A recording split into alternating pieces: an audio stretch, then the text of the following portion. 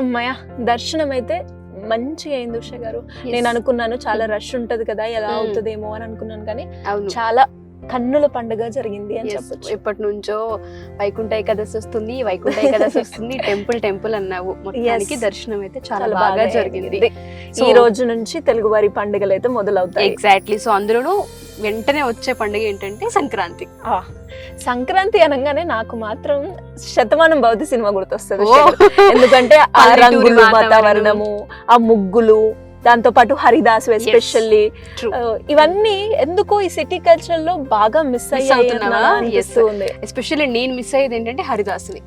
అసలు వీధుల్లో సంక్రాంతి అనగానే యాక్చువల్ గా ఏ విధంగా ఉంటుంది అంటే హరిదాసు లేని ఇల్లే ఉండదు. అవును, హరిదాసుని చూద్దామన్నా, ఆ నామస్మరణ విందామన్నా, హరినామస్మరణ విందామన్నా మనకి ఎక్కడ కనిపించట్లేదు.